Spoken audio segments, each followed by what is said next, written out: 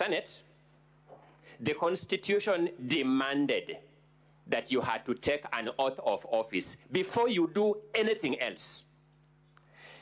I now understand better why that oath of office was prescribed and why it was framed the way it was framed. The Deputy President reminds you the following terms in your oath of office before you assume the office to discharge the functions of senators. You have to bear true faith, and allegiance to the people and the Republic of Kenya. You have to obey, respect, uphold, preserve, protect, and defend the Constitution of Kenya. And you have to faithfully and conscientiously discharge your duties as members of the Senate. I submit respectfully that the case regarding the proposal to remove the Deputy President from office by impeachment may appear to put the Deputy President on trial, but that is only in the most technical sense of this process. At a more significant level, what is on trial throughout these proceedings is the resilience and steadfastness of our Constitution, our constitutional institutions of checks and balances, and actually their capacity to withstand any form of waves and pressures. That is what is truly on trial. His Excellency Rigathi Gachagua beseeches this House to keep in mind that we have a constitution, a constitutional order, and a constitutional democracy to protect as we conduct these proceedings and as we make decisions in these proceedings. He asks you that at the end of this exercise, let our Constitution, our constitutional democracy, and our constitutional order emerge stronger. Allow me to address this House on the defined standard for impeachment of the Deputy President.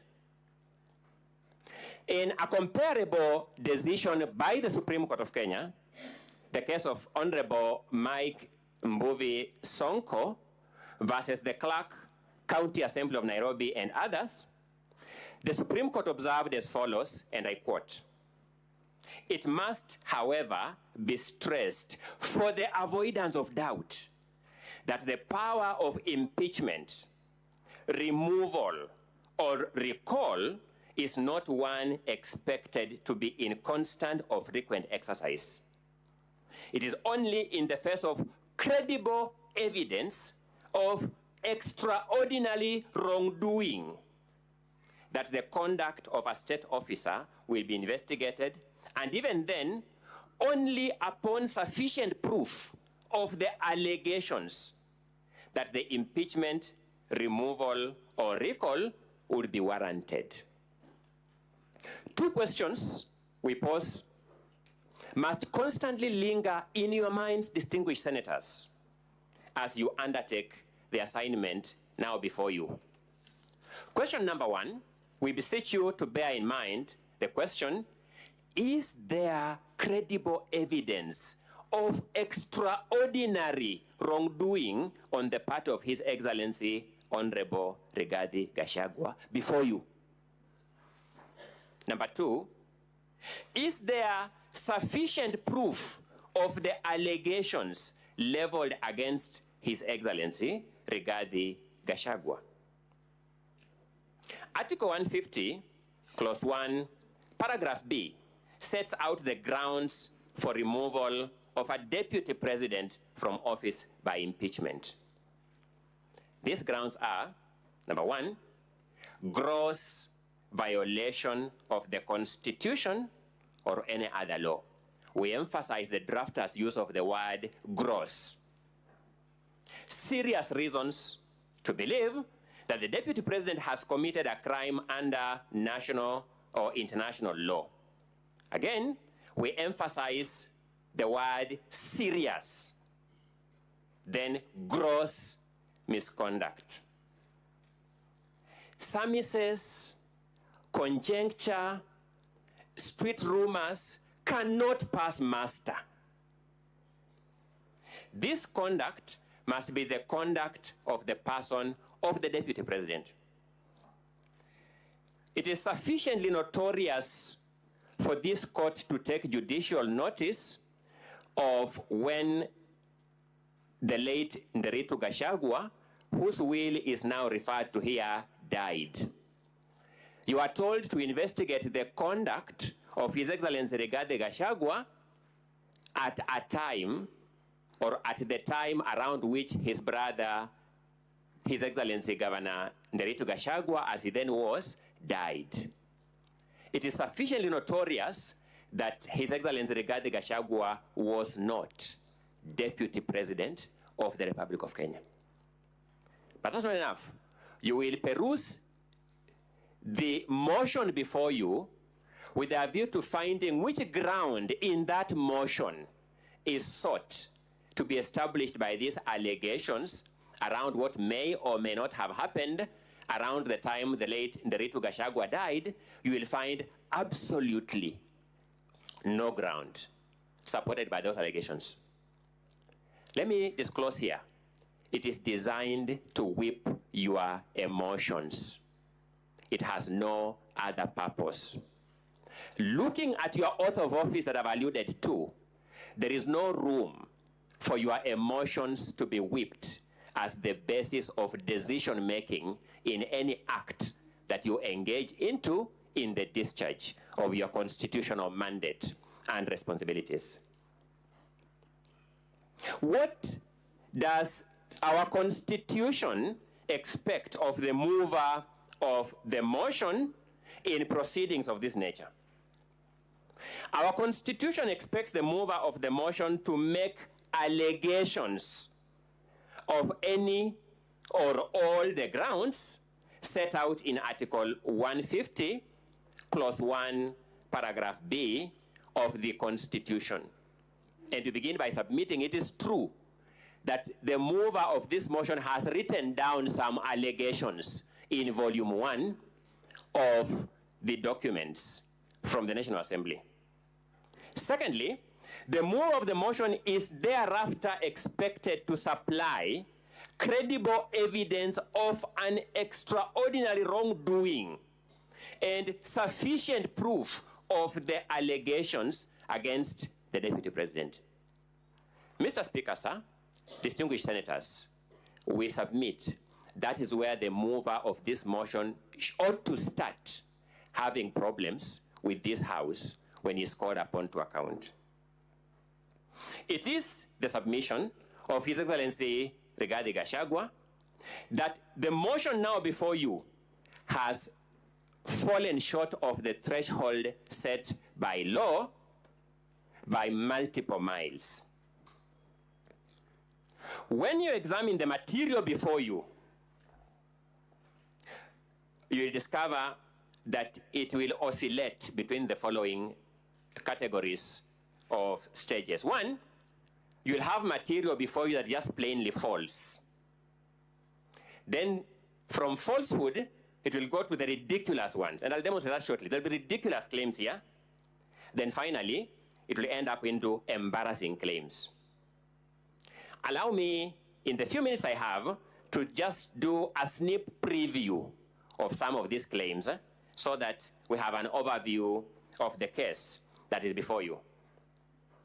At paragraph 74B of the first volume, which is the impeachment motion, you will find an allegation of this nature that His Excellency Rigathi Gachagua has influenced his family members, allies, associates, and proxies to take control of a local cooperative society in Madeira, which they are financially hemorrhaging.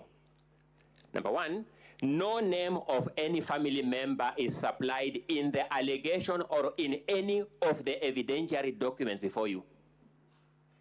No name of any ally is supplied in the motion or in any of the documents before you.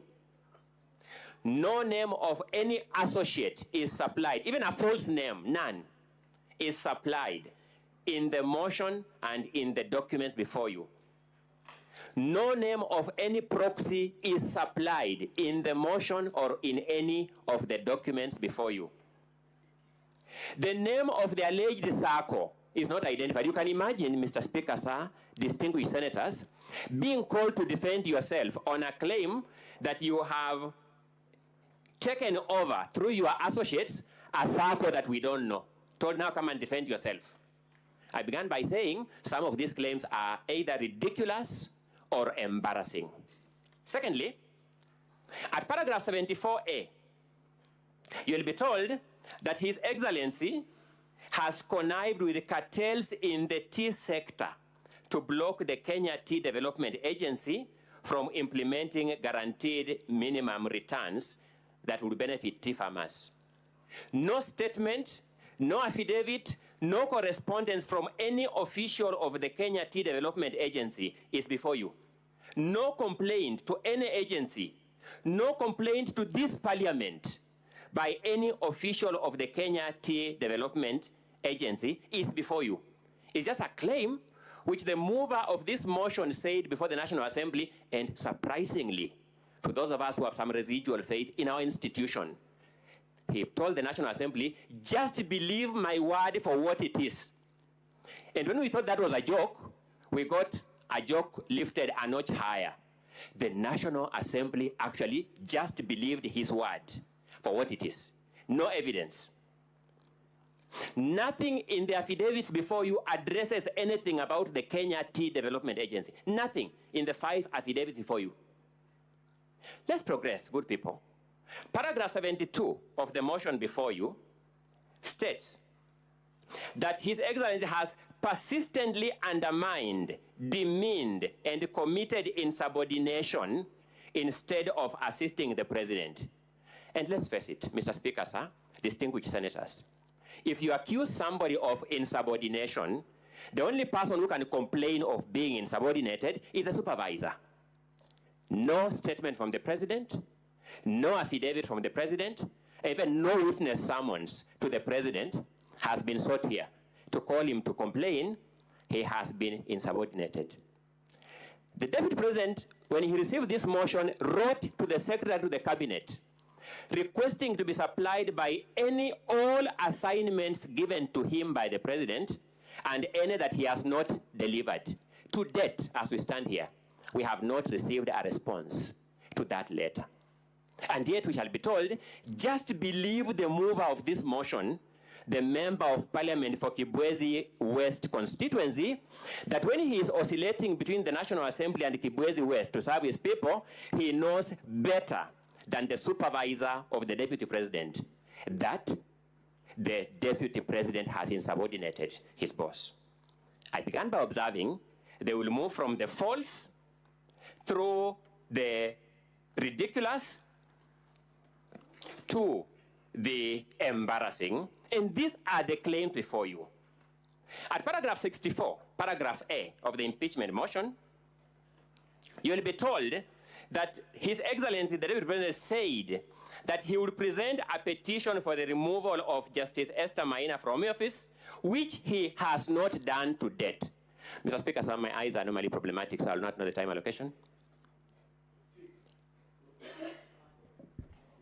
15 minutes. Thank you so much, Mr. Speaker, sir. The claim is that His Excellency publicly said that he would present a petition for the removal of Justice Esther Maina from office, which he has not done to date. That's the complaint. Evidence is before you that there is a pending complaint by His Excellency, the Deputy President, before the Judicial Service Commission. So the mover of this motion first has perjured himself in his affidavit by saying that each of these facts are correct, when this fact is false, by evidence available. You will find that paragraph 34 of the motion before you, it says that His Excellency falsely threatened to file a petition for removal of Justice Esther Maina. How can the Deputy President be accused of falsely threatening when, in fact, he has filed the complaint? Where is the falsehood when there is a pending complaint? That complaint is before you in the Deputy President's documents for your own perusal. I began by saying they'll move from the false through the ridiculous to the embarrassing. At paragraph 78C, you'll be told that His Excellency routinely summons procurement officers in ministries and state institutions and instructs them to direct procurement of goods and services in a specific manner. No officer from any ministry will swear an affidavit claiming to have been summoned to award any procurement for any goods or any services in a particular manner. In fact, what you'll have before you is actually very ridiculous. You will be told that there was a tender for supply of mosquito nets that was cancelled in May 2023. Then a local company that was an agent of the supplier was following for the return of its bid bond in July, 2 months after the cancellation of the tender. How can you influence a tender that was cancelled 2 months ago? I told you it will move from the false through the ridiculous to the embarrassing. Now, the more interesting one is at paragraph 78A. You'll be told that His Excellency bullied Kenya Medical Supplies Agency officials into awarding a tender for the supply of mosquito nets to Crystal Limited. Good people, Crystal Limited was not even a bidder for that tender. He pressurized people to award it to somebody who is not even a bidder for that tender. I observed it will move from the false through the ridiculous to the embarrassing. Those of us who understand this motion for what it is, understand why these panel beating maneuvers are being tried here. The motion as presented and approved by the National Assembly will remain in our constitutional history as the most embarrassing motion ever approved by a House of Parliament in the Commonwealth. We respectfully submit.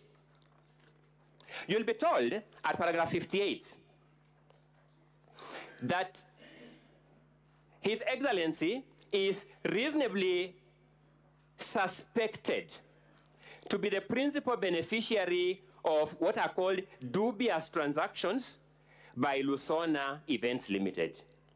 You will then go to the allegations on Lusona Events Limited, and you want to see those transactions, how are they terminating to the Deputy President? You'll not come across any connection. They'll just say, a director of this company withdrew some money from his own company. The Deputy President is a director. None of his family members are director.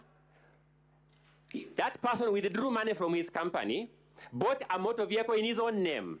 The mover will say, I'm therefore drawing a reasonable conclusion that the Deputy President is the beneficiary of this. Good people, the word reasonable has meaning known to law. I submit very respectfully that this falls short of the definition of the word reasonable suspicion. I submit it actually gravitates towards unreasonable suspicion. Now let's look at this. You'll be told that His Excellency has acquired 40 acres of land in Kakuret, Kamburaini, in Nyeri. Evidence before you will show that this is land that the Deputy President, in fact, bought from a current member of the National Assembly. So he knows that member. In 2015, before he even joined state office as a member of parliament, you are told that the purchase of this land in 2015 shows that in the last 2 years, the Deputy President has amassed immense wealth. I began by saying, let's be elementarily decent. One of the most frustrating things about preparing for such a hopelessly conceptualized, hopelessly crafted, and hopelessly presented case is that you begin doubting yourself because you begin wondering, what am I not seeing? Land bought from a sitting member of the National Assembly in the year 2015 is supposed to be evidence that in the last 2 years, His Excellency Rigathi Gachagua has amassed immense wealth from the office of the president to acquire that property. Now, let's look at paragraph 45G. You'll be told that His Excellency has acquired 80 acres of land in Meru County. No land registration number is provided. Not even an affidavit of a neighbor who says, I know yes, this land is my neighbor. Just an allegation by the mover of this motion like that. And the Swahili say, ukistaajabu ya Musa utaona Firauni. This mover of this motion stood before the National Assembly and said, just believe me for this statement as it is. The first joke. The second joke, the National Assembly actually believed him and approved the motion. You'll be told that paragraph 45H, that His Excellency has acquired a dairy farm in Nyandarua County. Now, I guess we all have a common understanding what a dairy farm is. His Excellency has no dairy farm in Nyandarua County. The move of this motion does not give us any evidence of this dairy farm in Nyandarua County. You'll be told that His Excellency has used the office of the Deputy President to corruptly influence unnecessary and expensive renovation of his official residence in Karen and Mombasa. What will shock you is this, good people. The contract for the renovation of the official residence of the Deputy President was signed by the controller of State House. Unless the move of this motion wants to make a claim that the Deputy President conspired with the State House to have this contract executed. Number two, it will be known to all of us as members of Parliament that the money for renovation of this official residence was approved by the National Assembly. Is the National Assembly conceding that it approved money for unnecessary expenditure by government? How can the National Assembly approve money for use for renovation of the residence of the Deputy President, then after that money is used for the intended purpose, the renovation of the official residence of the President, now drag the Deputy President for impeachment for the reason of that renovation? I said it will move through the ridiculous to the embarrassing. You'll be told that the Deputy President has a helicopter landing facility at his land, Ruguru, Kiamariga, 1223 in Madeira. The Deputy President simply has no helicopter landing pad on that farm, a small parcel of land with napier grass, unless the mover of this motion can now convince us that new technology has emerged, that napier grass is the constructing material for landing pads for aircrafts. That's the only way it can make sense. But because it doesn't make sense, good people, you'll agree with me, it moves from the false through the ridiculous to the embarrassing. Now let's deal with it. You'll be told the Deputy President has amassed a wealth portfolio amounting to 5.2 billion shillings. Elementarily, we must then look at the particularization. Tell us which one is what plus which one is what plus which one is what to amount to this 5.2 billion. This figure, the origin, is only known to the mover of this motion. There is nothing on the body of the motion. There is nothing in the documents attached to the motion. There is nothing in the video clips to be played by the mover of this motion that tells us mathematically how he arrived at this figure of 5.2 billion shillings. Then when the charges were read, distinguished senators, you had some 22 companies being read one by one. Thank you. 22 companies. A number of things will surprise you. You'll just find a company listed called Spiritway Limited. Nothing in this motion tells us what wrong has this company done. Nothing in the motion, completely. It just listed there the way it is. Fortis Vis Group Limited. Nothing in this motion tells us what wrong has Fortis vs. Group Limited done. They're just companies whose names have been listed, and we have spent the taxpayers' money this afternoon listening to these companies' names being written with nothing in this motion telling us. So what wrong has Dorcas Rigathi Foundation done? What act are you complaining of for that company? What omission are you complaining of in respect of that company? Heartland Supplies Limited, you just find a name of a company there. No wrongdoing is alluded to it. No allegation is made against it. They're just companies thrown there. Distinguished senators, the Romans called their assembly, which was the equivalent of this Senate, the patres. It was an advisory council. That name was derived from an old Latin word meaning father.